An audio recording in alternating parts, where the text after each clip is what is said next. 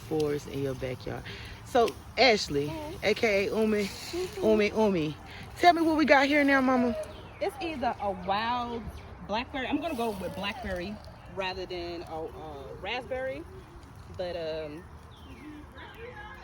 yep, That's what wild from nature.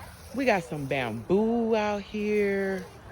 My sis said we got some English ivy out here that I thought was poison ivy that would learn and then help you do. And Alice is helping tear down the trees. Come on, Alice. So Angie, share your experience with gardening. So my name is Angela Riggs. I'm a life coach, author, and consultant.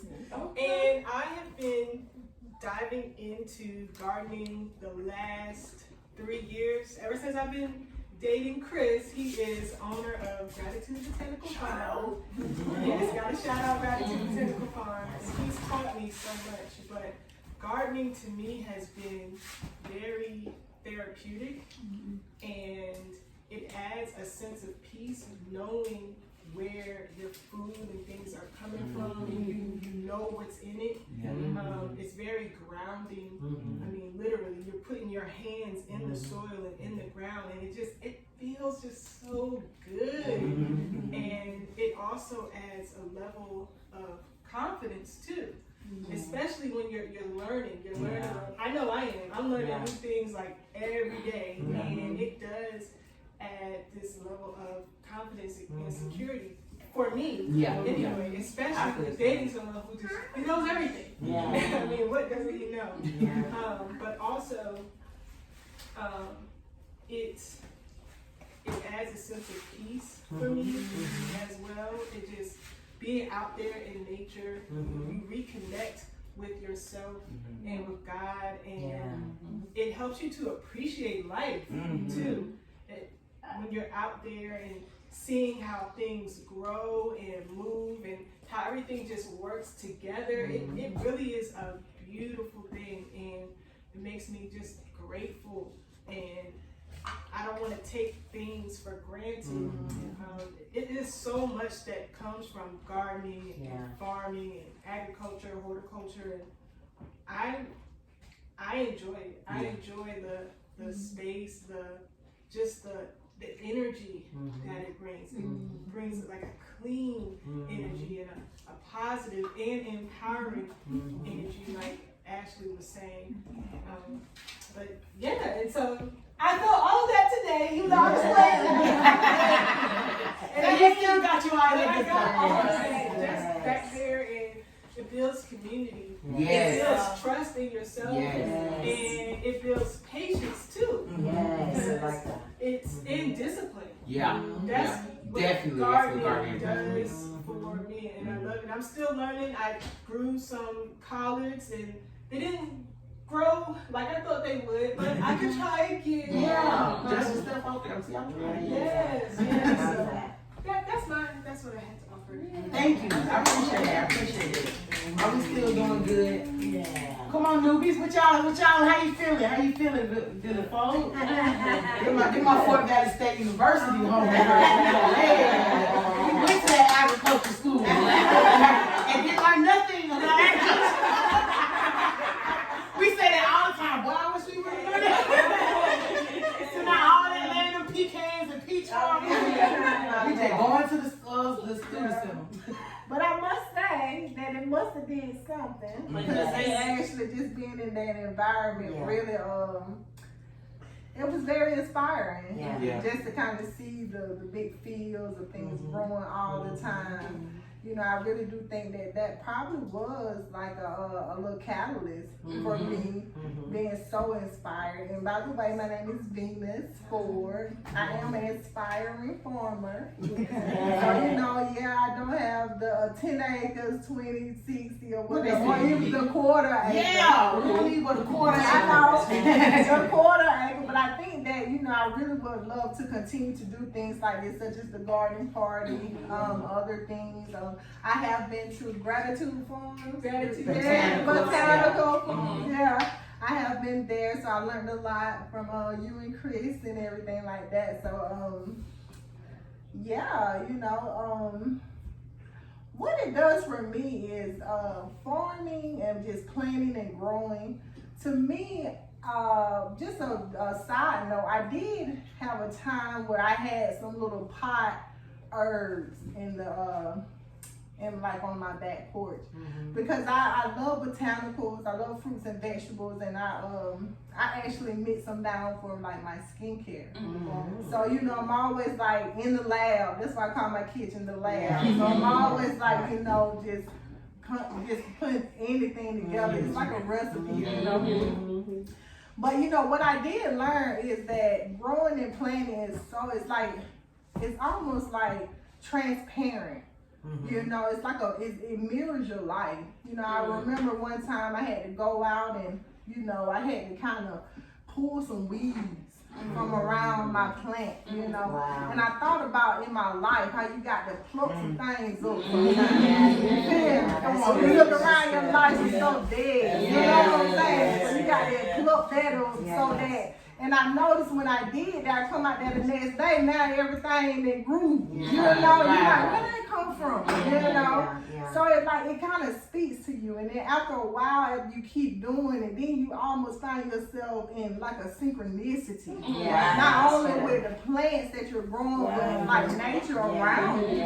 You know? I just really think that everyone just should stay encouraged, be encouraged to plant. Because, and then just to go, a lot of people just, you know, it causes a ripple effect in your life, you know. So it starts to now, it's nourishing your soul. Yes. You know, your thought process, you get mental health out there, your belly get fed, you know what I'm saying? And now because you eat that good food, now you got a happier countenance for everybody else, you know what I'm saying? So it just causes a positive ripple effect in your life.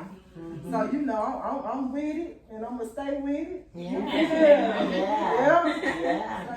love it. I really enjoyed myself today. Yes, that's good. Okay, Gigi, I think we got for no time. Get you in there.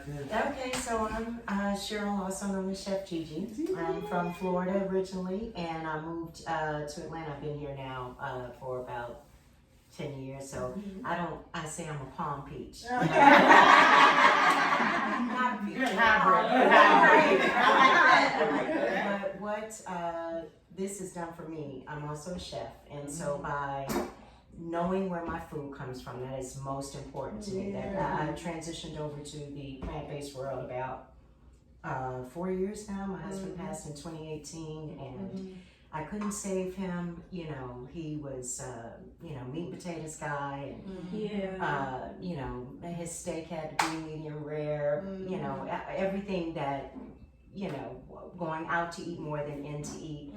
And I just noticed the direct correlation between becoming plant-based, meeting farmers, meeting people like Chris and with botanical farms, and going to the local farmers markets and getting my gratitude tanks, getting my food, knowing where my food came from it does empower me, you know. Meeting Sam, it's like, you know, I really do believe that, I'm a believer as well, that God is so intentional with our journey.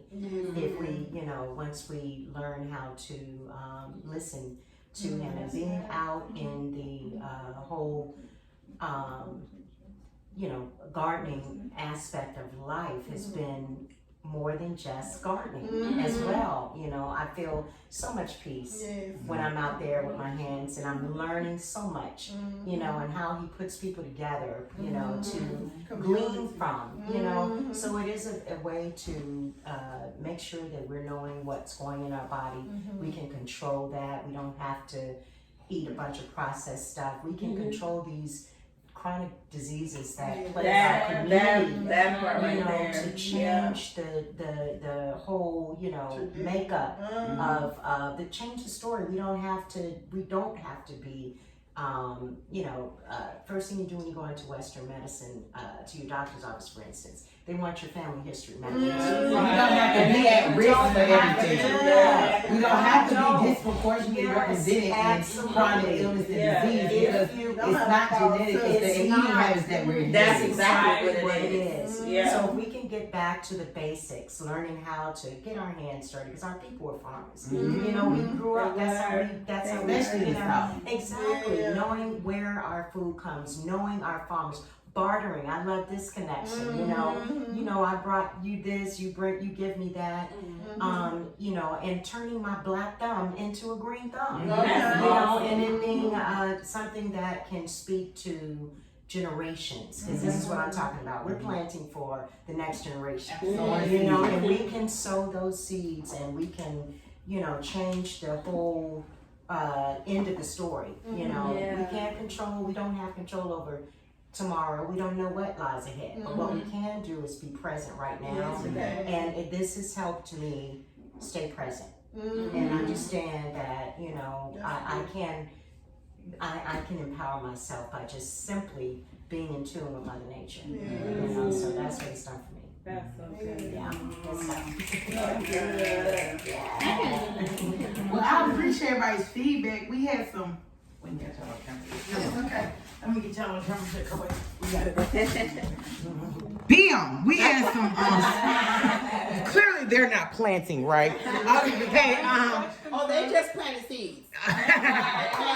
but these ladies say they have some questions. They may have some interest. Please share.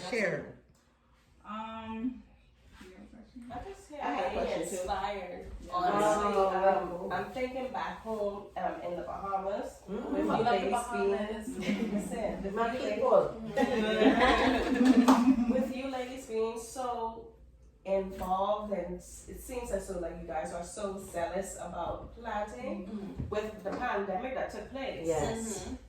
We have so much land back home, so many land. We could be doing farming. And I was thinking we could be feeding ourselves and not waiting for the people outside to support us, but be a support for the people outside as well as for the people out on the island.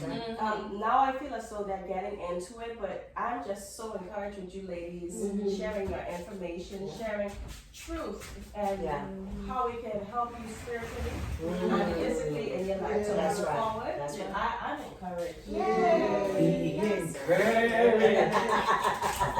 No matter what's going on. No matter